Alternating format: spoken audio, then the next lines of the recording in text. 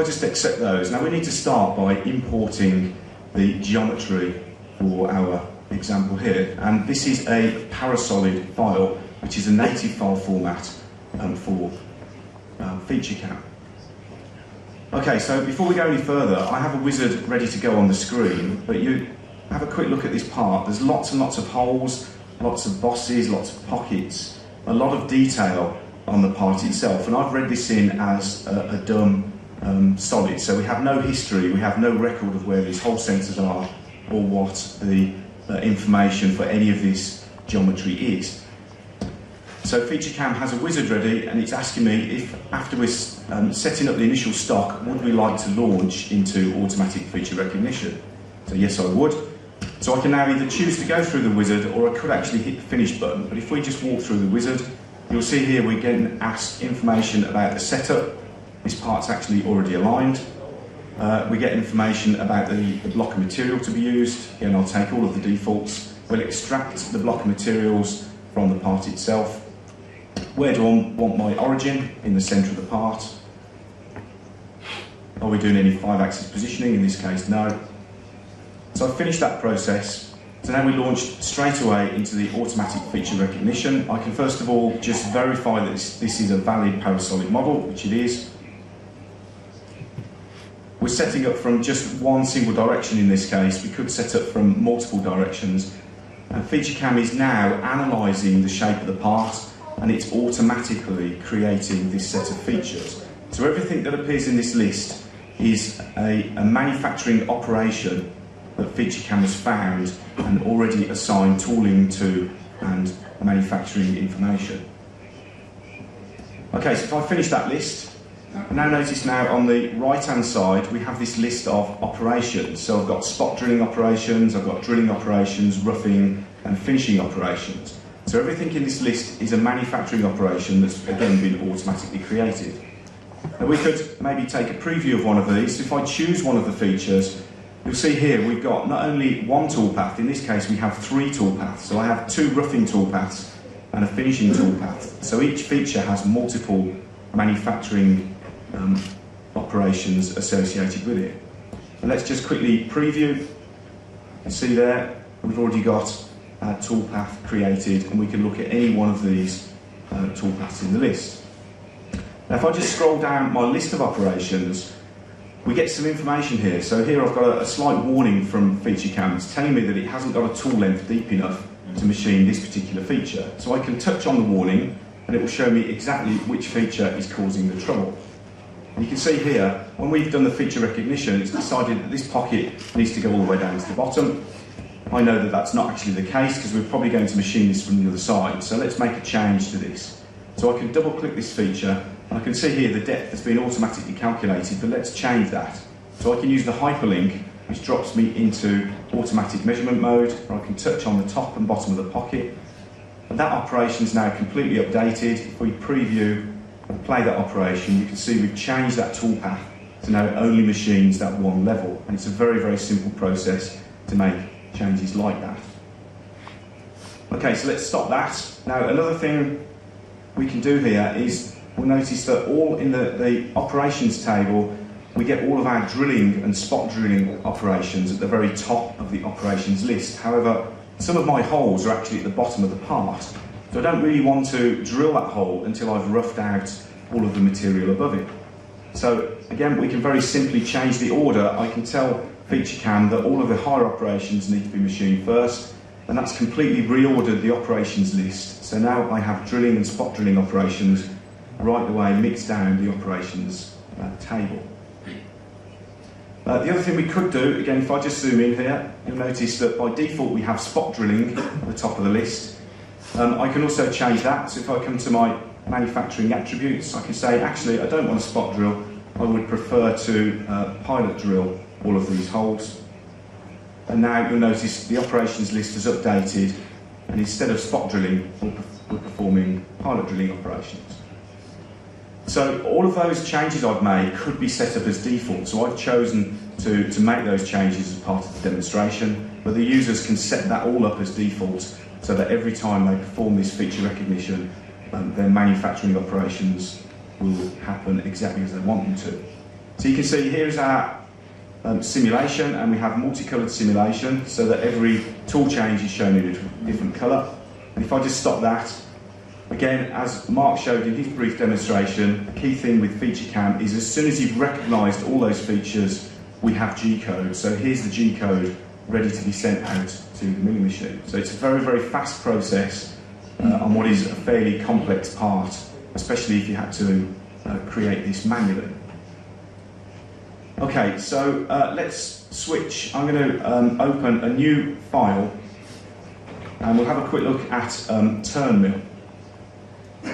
Okay, so what I have here is a turn mill part, and I've got some of the operations already created here. And first of all, let me just show you the stock that we've chosen here, which is a circular bar. So we are doing turn milling, and when we look at the features on this part, we've got some flat milling operations, some slots, some holes, and some general turning operations that we have to perform on this part. So let me do a quick machine simulation just to show you exactly what operations we have at the moment. So I'm doing a full machine simulation, and let me just load the simulation itself just to start off with, and we'll make a couple of changes to the operations that I have.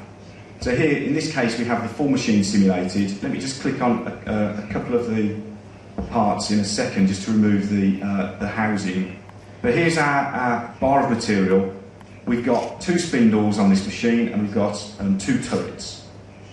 Okay, so I've got some roughing and finishing operations already set up. So let me just step through this initially. So you can see here we're only using 1 turret at the moment. We're doing a facing operation, and then we're doing some roughing operation to turn the main outside diameter of the part.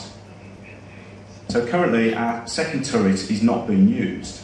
So let's stop that and we'll make a change to the way those operations have occurred. So I can simply double click on the feature, I can come to the strategy where I've got my roughing and finishing, and I can say during the roughing operation I actually want to do follow turning, and during the finishing operation I actually want to do pinch turning.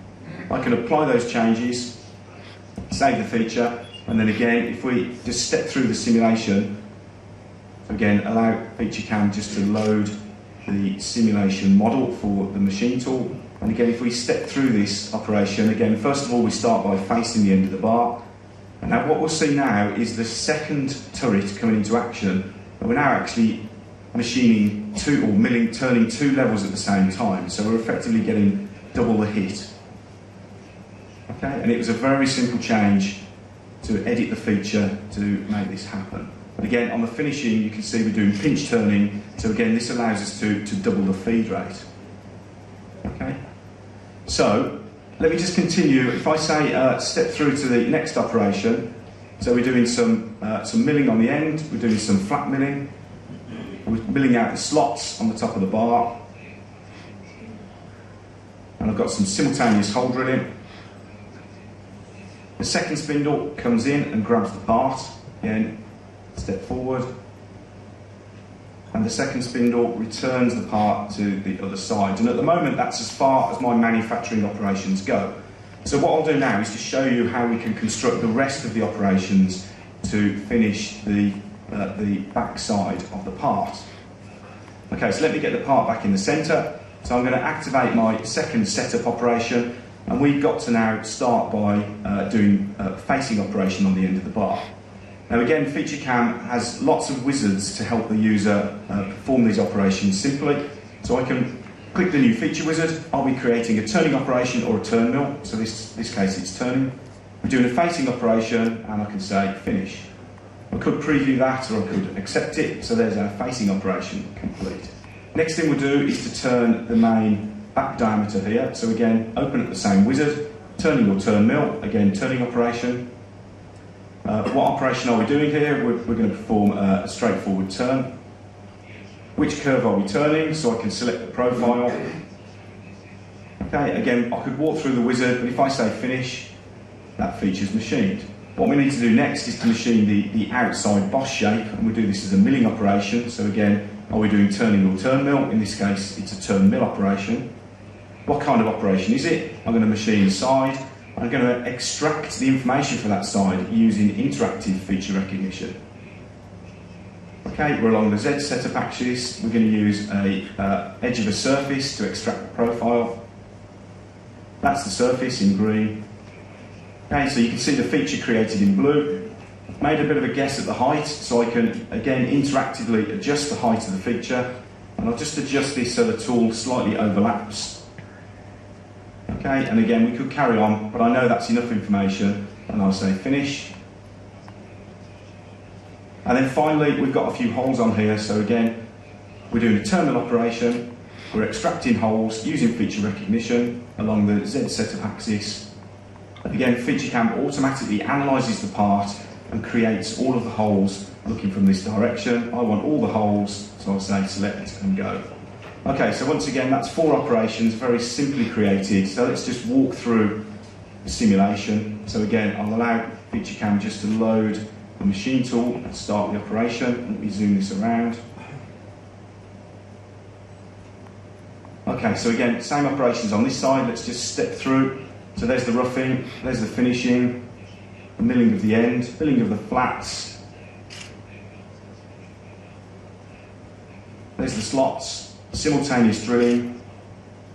Second spindle comes in and grabs the part. Let's move this across so you can see this is happening. Second spindle returns back, and here's the operations that we've just programmed. Facing, roughing, milling of the outside shape, finishing of the outside shape, and the hole boring and drilling. Okay, so all those additional operations very, very easily created using FeatureCAM's feature recognition, both interactive and automatic. Very simple process indeed. Okay, so that's the end of my